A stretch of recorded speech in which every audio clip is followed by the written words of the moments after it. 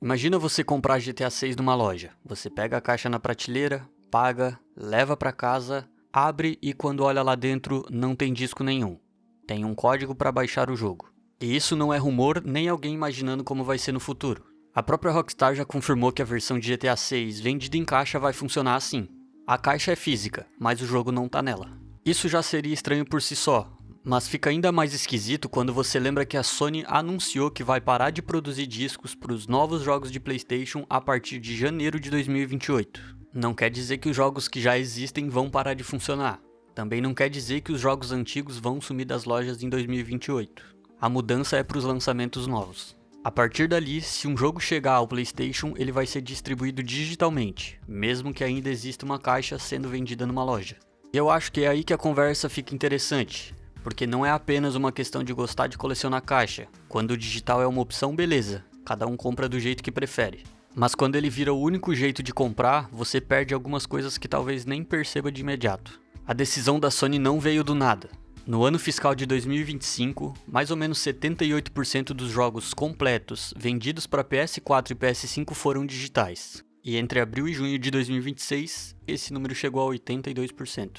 Só tem um detalhe nessa conta. Ela também inclui todos os jogos que não tiveram edição física. Então não dá para olhar para os 82% e concluir que 8 em cada 10 pessoas tinham as duas opções e escolheram o download. Não é exatamente isso, mas dá para ver claramente para onde o mercado está indo. E faz sentido que muita gente prefira o digital. É mais prático, você compra em casa, pode deixar o jogo instalado antes do lançamento e não precisa trocar de disco toda vez que quer jogar outra coisa. Eu entendo completamente quem prefere assim. Para a empresa então é melhor ainda, ela não precisa fabricar disco, produzir caixa, transportar nada, manter estoque ou lidar com cópia encalhada numa loja. E ainda vende tudo dentro de um sistema que ela mesma controla. Quando existia a cópia física, várias lojas podiam vender exatamente o mesmo jogo. Uma cobrava menos, outra fazia promoção e outra aceitava seu jogo antigo na troca.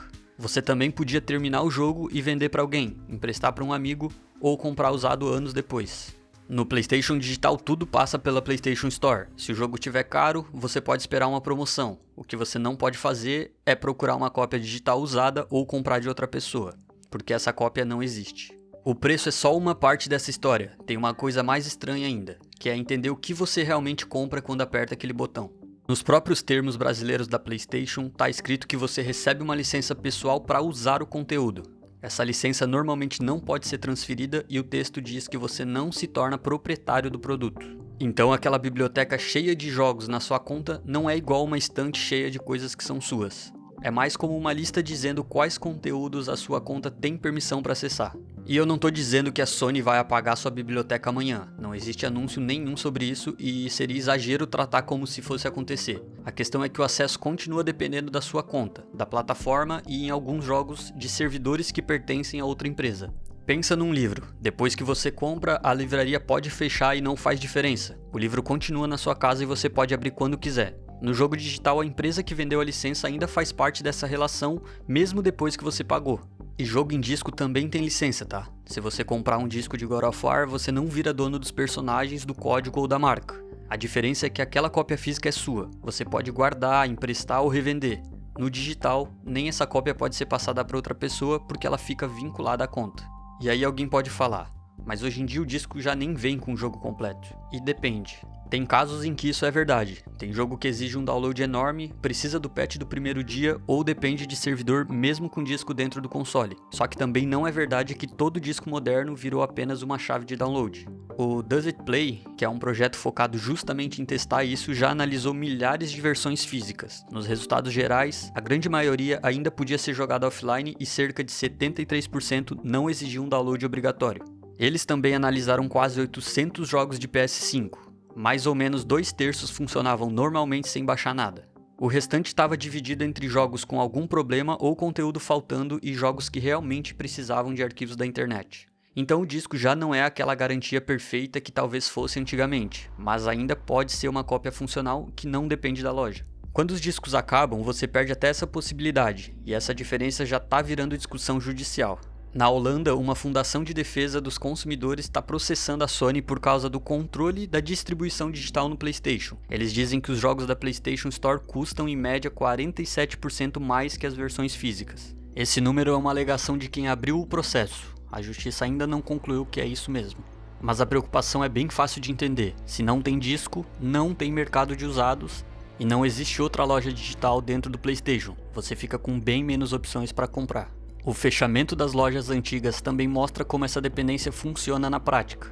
A Sony já anunciou que as lojas digitais do PS3 e do PS Vita vão parar de aceitar novas compras no mundo todo em julho de 2027. Quem já comprou jogos ainda vai poder baixá-los no que a empresa chama de futuro previsível. Não quer dizer que as bibliotecas serão apagadas em 2027. Elas vão continuar funcionando, mas futuro previsível também não é uma promessa de que você vai conseguir baixar tudo daqui a 20 ou 30 anos. Se você tem um disco completo, a loja pode fechar e sua cópia continua com você. No digital, você também depende do sistema continuar reconhecendo aquela licença. E não é só a Sony que está testando outros formatos. No Switch 2, por exemplo, existem os Game Key Cards. Eles parecem cartuchos, mas você ainda precisa baixar o jogo. O cartão funciona como uma chave. A diferença é que esse cartão ainda pode ser emprestado ou vendido, porque o acesso está ligado a ele, não permanentemente à sua conta. Então é uma solução meio intermediária. O jogo não está completo no cartucho, mas você ainda consegue passar aquela cópia para outra pessoa. No caso de GTA 6 é mais simples. Você compra a caixa e encontra um código. Depois que usa esse código, a caixa fica na estante, mas o jogo está na sua conta.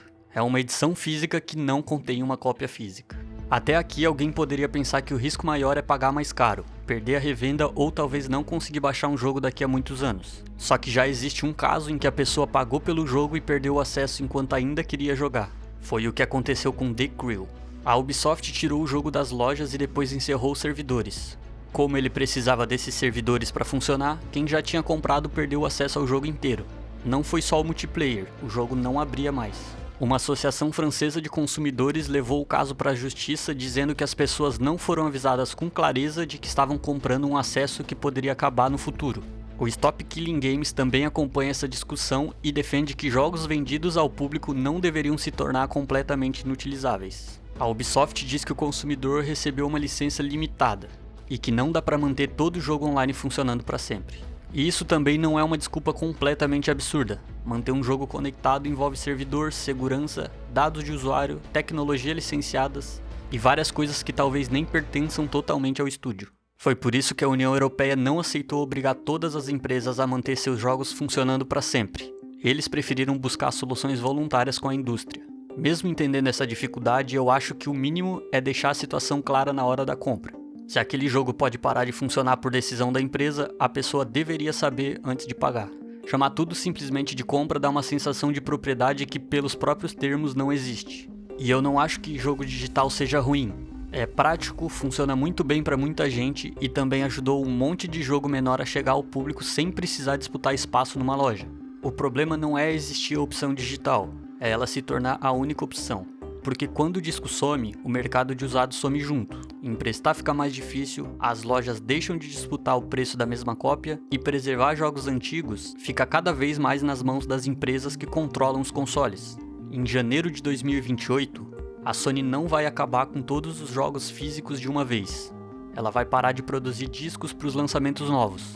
Mas isso já muda bastante coisa, porque dali em diante até uma versão vendida em caixa pode ser só outra maneira de entregar uma licença digital. No fim, o que está desaparecendo não é só a caixa ou o disco, é o controle que você tinha sobre aquela cópia depois de comprar. E eu fiquei curioso para saber uma coisa: você ainda compra jogo físico porque gosta de ter o disco ou porque não confia muito que a biblioteca digital vai continuar disponível para sempre?